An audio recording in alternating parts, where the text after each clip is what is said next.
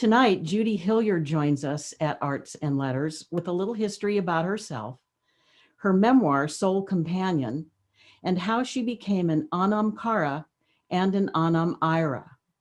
Judy is a retired ICU nurse with almost 50 years of experience. She's a seeker of knowledge and achieved 2 master's degrees to enhance her nursing and leadership practice. Toward the end of Judy's nursing career, she learned to be an Anam Aira, a soul friend, assisting those at the end of their lives to come to a peaceful death. Judy also became an Anam Aira, the ancient Celtic practice of working across the veil between physical life and death for the benefit of the dying, those who have died, or for loved ones still living. Judy's book, Soul Companion, a Memoir, tells the story of Judy's experiences working on both sides of the veil as an Anam Aira and an Anam Aira, facilitating healing for all involved. She says, out of this world, love, joy, and peace are the results of those connections and healings. Good evening, Judy, and welcome to Arts and Letters. Well, thank you, Ginna and David. David's behind the scenes. And thank you, Anne and Art Presence, for hosting this. And thank you, all of you who have shown up on Zoom. I want to tell you a little bit more about what Anam Aira means and Anam Aira means, and then I'll get into some more detail. The word Anam Aira means, it's a Celtic word, means soul friend. And it's working, what I do is work with people as they're finishing their lives to help them complete any psychological or spiritual issues that they may have so that they can have a peaceful death. Anam Aira is Celtic for care of the soul. Carer, C-A-R-A-R-E-R, of the soul.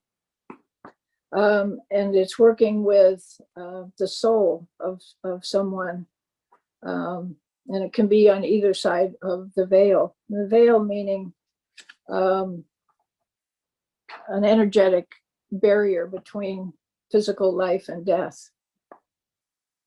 So towards the end of my career in critical care, I took a couple of 2-year programs from the Sacred Art of Living Center in Bend, Oregon.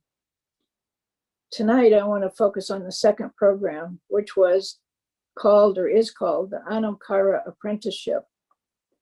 And for those of us signed up, it was teaching people, it would be teaching us a new way of working with people at the end of life. And for me, that was very different from what I was used to in an ICU. The patients in an ICU in general were there for us to help save their lives. So the patient, the family, the doctors, the nurses, everybody was focused on taking care of the patient and helping the patient live. And that's what they were there for, and that's what we were there for.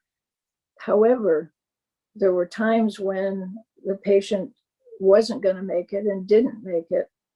And the thing that I became problematic for me, that we weren't doing anything to potentially get people ready to prepare them for dying, the family or the patient themselves. So I wanted to learn other ways that we could work with the dying in a hospital setting. So I signed up for the Anam Aira Apprenticeship. And on the first hour of that first day of that first year of the apprenticeship, I heard something from Richard Groves, who was the creator of the apprenticeship and also the creator of the center that I was taking this training from. But he said something that I had not heard him say before, and it knocked my socks off. It just stunned me to my core. He said, you know, some Anam Airas in the Celtic time had a special ability. They could not only walk with someone to dying, they could walk with someone through dying. They could escort them to the other side of the veil. And they were called Anam Aira, a carer of the soul. I felt like I'd been hit with a bolt of electricity. I sat up straight in my chair and said to myself, I need to know how to do that. And I had no idea why I thought that. And I found out that I wasn't going to learn that kind of skill in the Anam Aira apprenticeship. In my book, it details how I did learn to do this Anam Aira work. But right now, what I would like to do is tell you about my first experience as an Anam Aira, escorting a person across the veil at their moment of death. It was 4 years after I heard those words from Richard, and it happened during Thanksgiving week of 2013. My friend Kathy had called me and asked me if I could do anything to help her 85-year-old twin sister who was dying in Southern California. Her sister, Karen, was not responsive, but was restless and agitated. She had caregivers around the clock, and they were having a hard time keeping her from falling out of bed. At that time, I had never connected with anybody who hadn't already passed over to the other side. So I didn't know if I could connect with someone who was still alive. But I decided that I would try the same thing that I did otherwise, that I did to connect with people on the other side. I put on a special CD, got into a meditative state, and called her name. And suddenly I was in Karen's room with her soul, and her soul was up above her body. I asked if there was anything I could do to help her. She said no. She wanted me to go away. I decided to hang out and see if she would change her mind, and she did. She agreed that I could come back the next day to talk with her.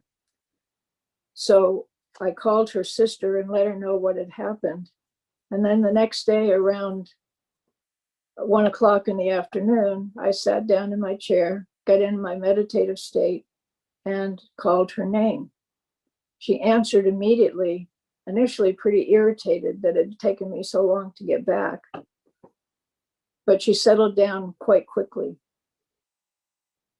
She told me that she was afraid to die because she thought she would go to hell, because in her words, she had been an angry bitch her whole life.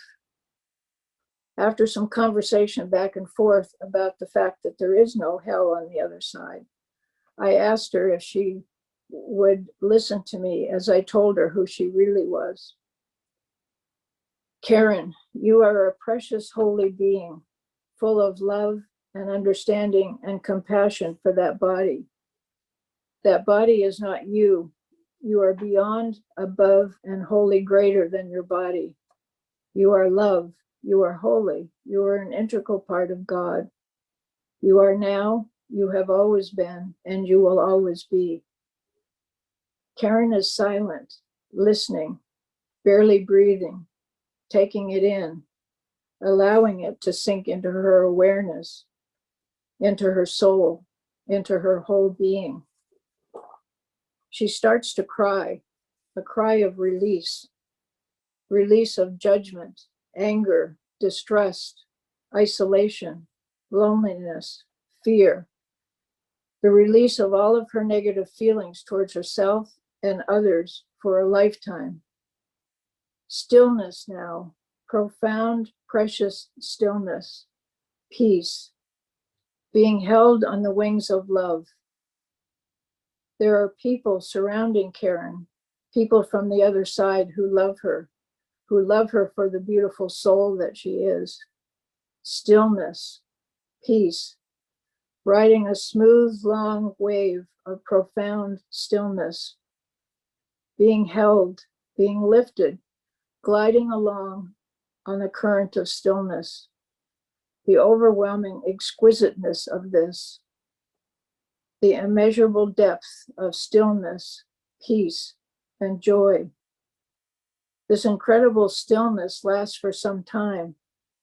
I have no idea how long, because it feels like forever. The encounter is so profound that I am barely breathing, not wanting to disturb the atmosphere. The stillness there and the stillness here are the same. The stillness that is surrounding Karen is also surrounding me. The profound stillness that surrounds me and my little cottage. Stillness beyond expression. Karen's family, her parents and loved ones that she has known in this lifetime and in other lifetimes are surrounding her. They are holding her, hugging her, loving her. She is taking it in, allowing love to fill her. Joy, peacefulness, the golden light of love. After some time, the experience fades and I am back in my cottage. But I am changed. I don't know how I've changed at that point, but I know I'm different. From that moment on, I knew, truly knew who we are, who I am. I am, and everyone else is. Everyone else is a soul, spirit, mind stream, whatever the descriptor. We are beyond all description. I was in a state of bliss for several hours that afternoon.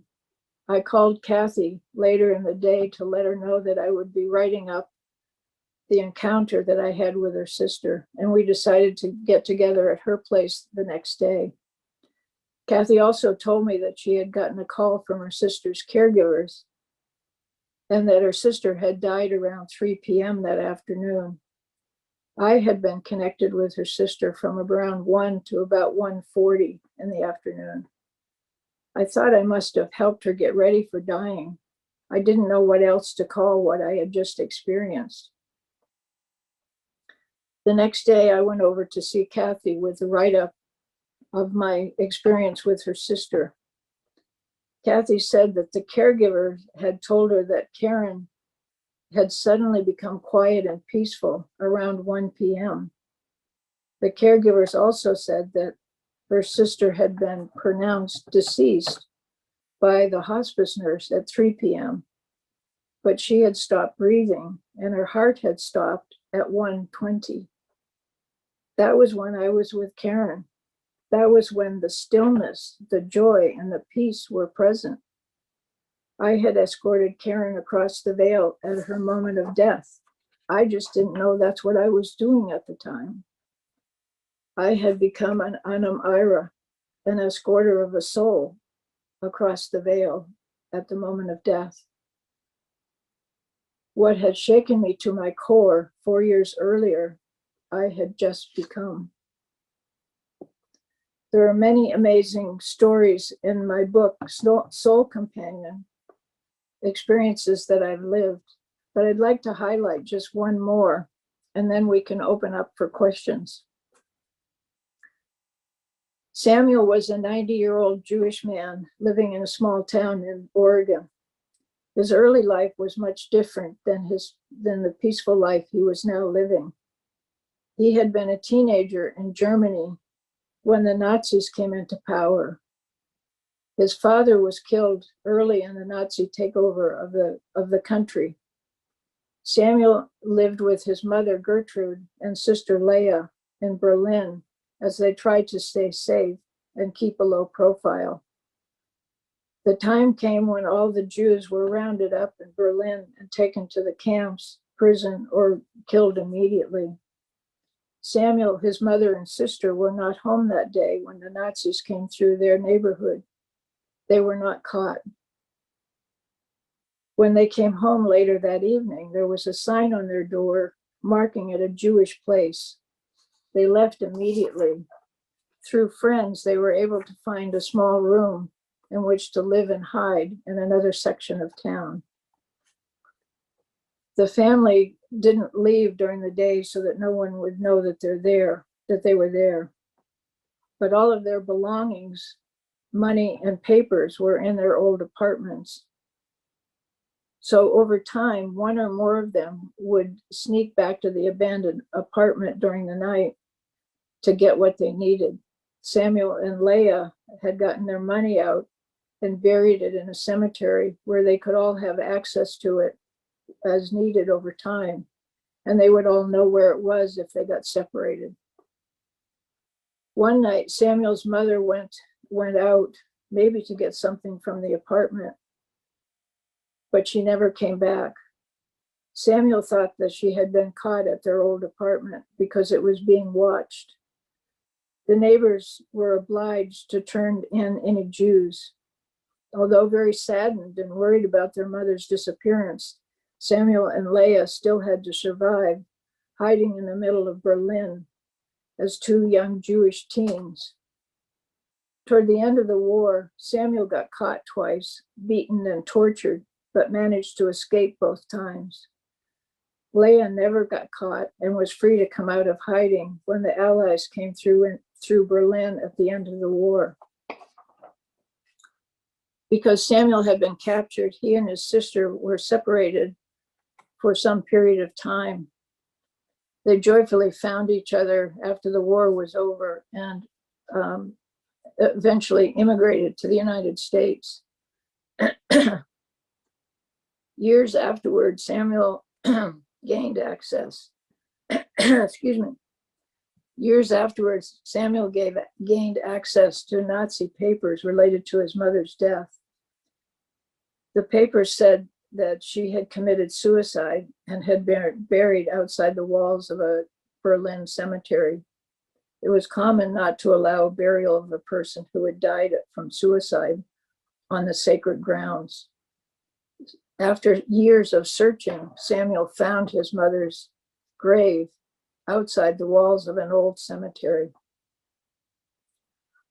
I met Samuel when I was asked by his wife to give him some Reiki treatments. He was in his mid-80s at that point. He had written a small book about his life during World War II for his children, grandchildren, and great-grandchildren. He had never talked about the war years to his wife or to his children as they were growing up. Before he died, he wanted his family to know about his early life. Samuel gave me a copy of his book one day when I was visiting with him. After I read it, I asked more questions about his story. He told me that one of the things that he told me was that he had forgiven the Nazis for what they did to him, but he could not forgive the Nazis for what they did to his mother. He did not want to forgive, he did not want to forget, and he did not want to talk about it anymore. So we didn't. About a year later, I heard that Samuel's slow-growing cancer was starting to spread aggressively. I asked if I could talk to him about any preparation for dying that he might want to do, my Anam Aira work. He said, yes, I could. I asked him if he was interested in revisiting the issue of his mother's death and his unwillingness to forgive those he thought responsible. He said, yes, he was interested. In all of that time that had passed, Samuel told me that he felt that maybe his mother had committed suicide rather than break under torture and tell the Nazis where her children were hiding. He was also worried that his mother was in hell for taking her own life. If his mother had killed herself to protect him, he felt very responsible for her death. Since his mother died early in the war, Samuel also wondered if the Nazis had actually killed her, but put it down on the paper as suicide, as a way of staining the Jewish name, and protecting their own reputation. As Samuel told me these worries, he sobbed. He had carried these worries for a very long time. Initially, I thought I would take Samuel through a forgiveness process that I had learned that it worked very well for me. I had taken myself through it and been very successful.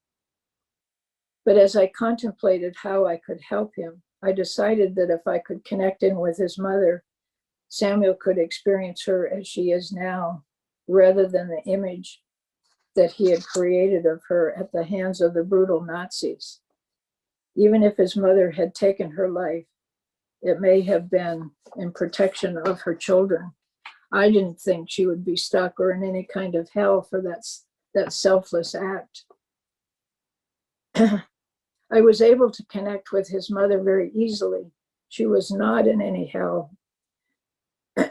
She was in a most wonderful place, and she is a most amazing and incredible being. Gertrude and the space she is in have a vibrant glow of golden light, the glow of joy and love and deep and abiding peace. Gertrude is the pure essence of that deep love and profound joy. I say to her, Gertrude, your son Samuel would like to connect with you. Gertrude answers to her son directly. Yes, I am here, my dear son. I have much to share with you. I want you to know that I am exquisitely well. I have been so since coming here. My transition was as it needed to be and of no consequence or trauma. Just the transition from the physical life to love beyond earthly imagination. My last thoughts were of you and your sister. My last feelings on that side were of gratitude for my children and the love I had experienced, the love I gave and was dearly given. There is no greater joy than that. Dear son, release the images and thoughts you have of my passing. Release the concern, release the fear, release the guilt, release the worry, release your idea of responsibility to me and protection of me. They are of your imagination and not of the reality I experienced. Son, remember my love for you and your sister. Remember only that, for that is what is important, of consequence. I realized later that in her message to Samuel, Gertrude never addressed how she died. And my experience is that of all of the people that I've connected with on the other side, which is many hundreds at this time, that they've never talked about how they died. It's like on the other side, the when, where, how, by what means, or by whom their death occurs is generally of no relevance after the transition has occurred. It's a means of transitioning from the physical to the non-physical, of no more significance than the importance of a doorway walked through to get from one room to another. Gertrude continued, I've met so many of our family and friends upon arriving here. Such a loving welcome. It could not be otherwise. Our lives on earth are as we plan and intend. The life all humans live, the life you are living, is about opening to profound love and compassion for who we think we are and who we think others are. There really is no difference. The lessons, the hard, challenging lessons, when learned, have great reward. The thrill, the exquisite joy and celebration experienced here on the completion of difficult lessons attempted and experienced are dearly worth it and are beyond any concept of real difficulty in the larger picture of growth. You have almost completed your honorable, loving life. You have much to be proud of. You chose a difficult and taxing lesson. and you're in your final phases of loving completion. Fear not, worry not, be not concerned for me or any of our family and friends. We are in joyful reunion with each other and all there is. There is no greater joy or reward. There is nothing to desire. There is only light and love of our being. There will be such a celebration when you transition. Joy, light, lightness, and oh, the love, the profound, ever-present, all-illuminating love of all. Peace and love and light, my dear son. Peace and love and the light of all be with you and your wife, Sarah. You have done very well.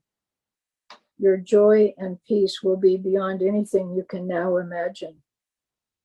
We will help you tap into that now. Peace, my dear son. Peace, love, now and always.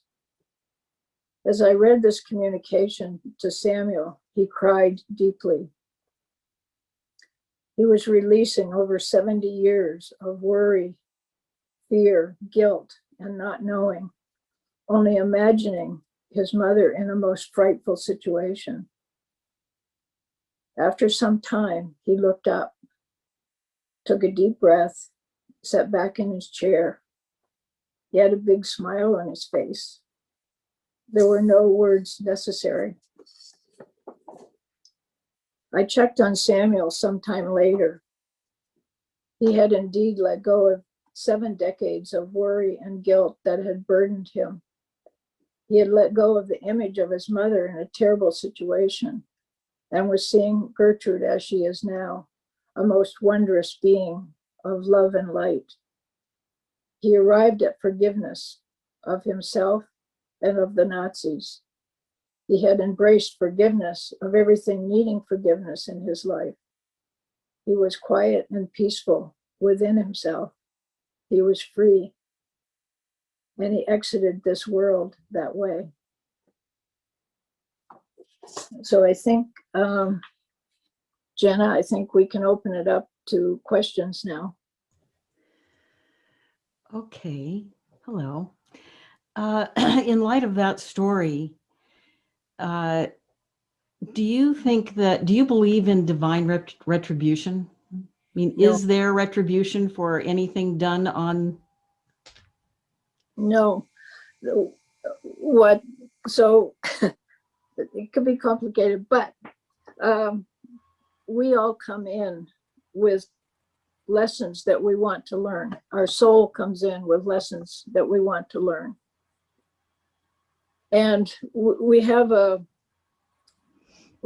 soul family on the other side, and different members of that soul family will sign up for different positions, functions. So if I want to learn something where I have to forgive something really terrible, there is a soul on the other side who is signed up to do that terrible thing to me, so that I have to work through the forgiveness. So there's no such thing as retribution. We all sign up for what we want to deal with, and at times that's hard to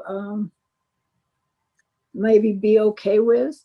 You have to sort of be able to look at it from the other point of view, from the point of view of your soul, Mm-hmm. to make it make sense sometimes. Mm-hmm. Does that answer that? Yes, it does. Can you tell me what you see on the other side? What a person, what people look like, or what the soul, is there a vision of it, or is it, pure light, or what do you see? Does it depend on who you are and what you imagine and what you find over there? I think it for some degree, I think it matters how I, in my personal makeup, can see or not see or perceive. So different people, I think, see things somewhat differently. What I experience is, like, I can see beautiful environment over there. You know, there's one place where people go after they die. It's called the Park and Focus 27, and it's incredibly beautiful and vibrant, and it's just vibrating with love. When I see a person there, I generally can't, if somebody asks me what they look like, I can't say. I don't know if it's that I don't have the ability. I think it is to say that. But I know it's like when I call a person's name, then I show up immediately wherever they are. And there are times when I've seen, like, Gertrude. There's only been, I think, 2 other people that I've seen over there that are like her. Like, she was just this brilliant light. She had no form. It was just brilliant, incredible, loving light. And people that show up that way are, I think, very high souls. So, and I mean, and I've seen, like, well, I don't want to get into that because it would take a little bit too long. So there are other answers, but. That's a good answer. One person asks, basically, do you believe in God? Do you have a personal relationship with God? I experience God as this incredible, loving presence that when I'm working on the other side and I'm taking down what, it's not exactly what I hear, but it's like this flowing information, and I'm writing it as it's happening. And my experience with that being or that energy tends to, what the words come out as is all there is. All there is. Mm-hmm. So, I mean, there was a time in my life where I didn't believe in God, and I don't use the word God. To me, the word God is too small. But there's a creator source. There's this incredible loving experience, presence on the other side. It's just this incredible presence. Mm-hmm. So. Another Judy asks if you ever connect with animal souls. Yes. I know the answer to that. I had a little dog, Sophie, who died several years ago now. And I was doing this work, and when she died, I wanted to go over with her. I wanted to be an Anam Aira, going over with her. And I was just so sad, and I was just crying. I couldn't do it.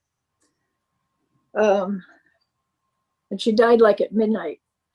And I was up all night. I think I was just crying and petting her. Around 9 o'clock the next morning, I just closed my eyes. I didn't go to sleep, but I closed my eyes, and all of a sudden I could see her on the other side. And she had sort of the same form, but she was this brilliant, bubbly light. And she was playing, and, she was bouncing around like she and I used to play. And she was just this loving, brilliant light. And she was playing with somebody. And initially I was focused on Sophie, and then I thought, well, I wonder who she's playing with. And I sort of focused closer to this person who also was this loving light. And it was me. It was me. I was on both sides of the veil, I was here. Sophie was laying in the chair next to me, dead, physical body, and she and I were on the other side playing together. Mm-hmm. Do you, this is a really interesting question. I'll just read this to you. Lisa asks, is there any connection that you've made with astrology that the time of one's entry in planetary alignment are important? And do you think astrology can help us to discern our life's purpose or lessons?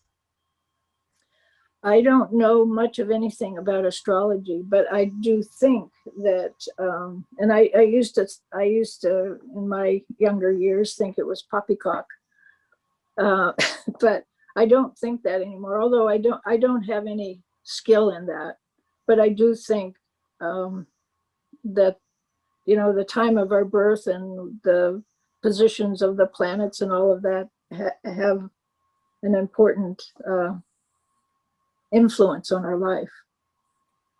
But I don't have any personal skill in that. Mm-hmm. Can you tell us a little bit about how you learned the Anam Aira and or whichever you would like to talk about, the process of what you have to learn in order to, or maybe unlearn, in order to do this work? Well, the Anam Aira work I learned in that 2-year program, the 2-year apprenticeship. And that was at the Monroe Institute? No, that was No. at the Sacred Art of Living Center. Oh, yes. Okay. In Bend. How I learned to do the Anam Aira stuff, going across the veil. Mm-hmm. I went to the Monroe Institute in Virginia, which I had first heard about them like in 1985, and I had always wanted to go there. It's a place that teaches people to expand their level of consciousness out to the other side of the veil. So I figured that if I went there and learned how to do that, I mean, I had thought that there were, it seemed to me that there were two parts of the process of escorting somebody over. First, I had to know when they were leaving so I could go with them. And secondly, I thought, well, if I'm escorting somebody to the other side of the veil, I need to know how to go there and where to go and all of that. So I thought if I went to the Monroe Institute, I could learn that part, which I did. I went there and took 3 different programs. And when I came back here, well, one thing I would say at the Monroe Institute, one of the programs that I took taught us to go find people who were stuck, who had died but didn't know they were dead, and they were sort of in this stuck place. And I learned how to do that. But in the Monroe Institute, we weren't learning how to go find somebody specific. We would just go to this level of awareness where stuck people were hanging out. So when I got back here and I met with a lot of my friends, and they started asking me to go find this person or that person. And at first I didn't know if I could find somebody specific. So I said, okay, well, maybe I'll just say, just give me their legal name. So that's what I've been using is I get into this meditative state and then I say their legal name, and then I'm wherever they are. Mm-hmm. So let's talk about your past lives. Can you give us one story about connecting with yourself? Yes. There's actually several, but so I'll give you a really interesting one. Well, they're all very interesting, but when I was at the Monroe Institute learning how to go find stuck people, there's one area of the other side where if somebody has a strong belief about what's going to happen when they die, that's where they go. And Bob Monroe called it the belief system territory. And the stuck place was called Focus 23. So in my experience, I had to move over the belief system territory to get them to where they would be helped and could be taken care of. And one day I was traveling and I felt this pull down, and I was over the belief system territory, and I didn't want to go there because I had grown up in a fundamentalist evangelical environment and I didn't want to get caught in that. So I went to where the stuck people were, and there was nobody there, and there'd always been people there. There'd always been people that I was helping. So I thought, okay, maybe they want me to go back. So I went back over the belief system, got sucked down. And where I ended up is in this small stone room with this nun. And she was pacing back and forth and saying to herself, I need to get out of here. I don't believe this stuff anymore. I need to get out of here. I need to get out of here. And my understanding was her name was Sister Mary. So I started having this conversation with her that I could help her move out of here. She was like, and yes, she did. And off to the side,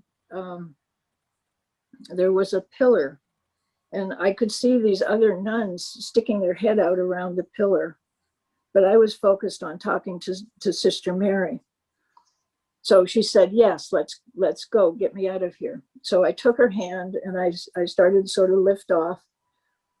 And as she lifted up, one of the nuns came running out and took her other hand. And then another nun came and took that nun's hand. So there were like 6 or 7 nuns in a row, and I'm the leader of it. It reminded me of I can't think of the movie. Anyway, so I get to this place where I always bring people to where they can get help and get support. And I had created the sort of landing spot. So I stepped down and I sort of stepped off to the side, and then Sister Mary stepped down. And then the next nun stepped down behind her and went into the back of Sister Mary. And then the next nun stepped down and went into the back of Sister Mary until they all had stepped down and had gone into the back of Sister Mary. So then there's just Sister Mary standing there. And I had a guide who was always there and would take people to where they needed to go next. But she didn't do it that time. So that this nun, Sister Mary, turned around and walked towards me. And when she got right in front of me, she turned around and backed into me. And I felt complete. And I didn't know I felt incomplete before. I mean, I felt complete. And the realization of these other nuns, they all had a derivation of Sister Mary, the name of Sister Mary. Well, the funny thing was, I don't know, it's strange. There were 2 people, and one of them was Richard Groves from the Sacred Art of Living Center.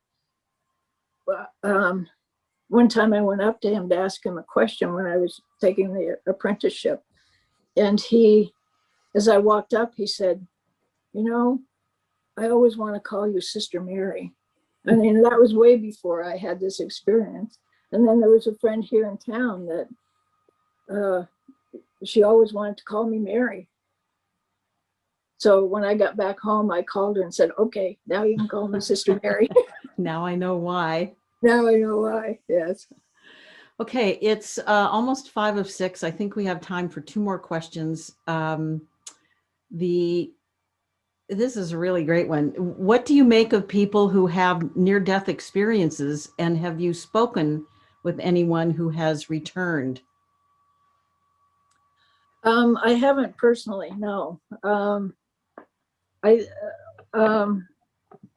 I certainly believe that the near-death experiences are true.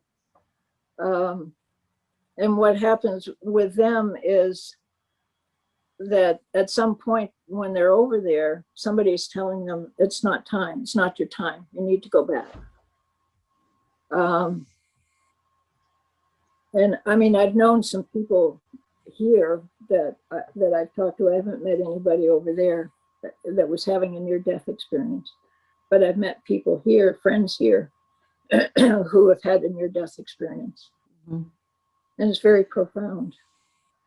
Okay, my favorite question, which I've saved till last, is knowing what you know now, what would you tell your younger self about how to live a life? I would tell myself to not be afraid of anything, to just go for it and live a large life.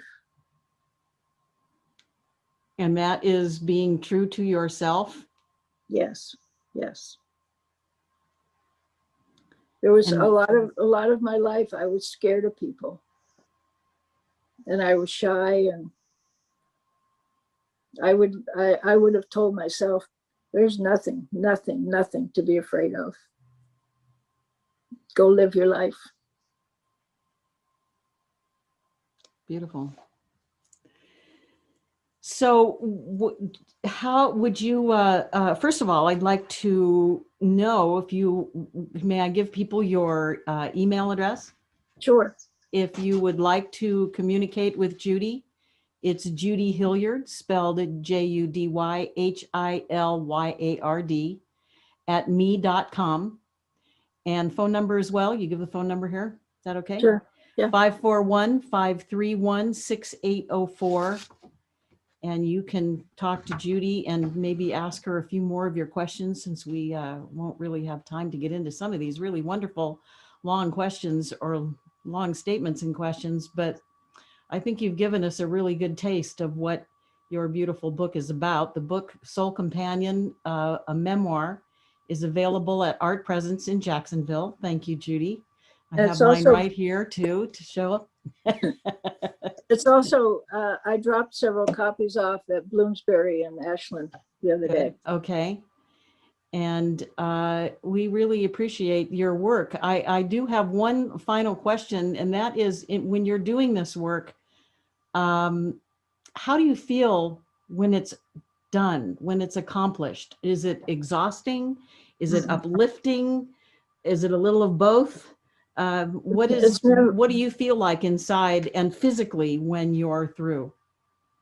It's never exhausting. It's always uplifting and joyful. And I mean, there are times when I'm in a state of bliss for periods of time, but if it's not bliss, it's just joy.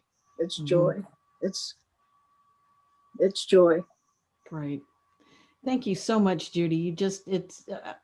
I'm fortunate enough to have been involved in the publication of Judy's book. And David and I were very involved with Judy during that. And we got to know Judy, this wonderful spirit, as well as this beautiful work. We recommend the book highly. It will probably rattle your cage a little bit, and that's good. We love rattling people's cages. And you'll learn something about yourself. So go to Art Presence, go to Bloomsbury, wherever books are sold, you can order Judy's book. It's in global distribution, and you can contact Judy at judyhilyard@me.com. Thank you so much, Judy, and I hope we will have you on here in the Memoir program sometime in the future. So thank you all for coming. We really appreciate it, and come to Art Presence over the weekend and pick up Judy's book and see our beautiful art display. Thank you so much.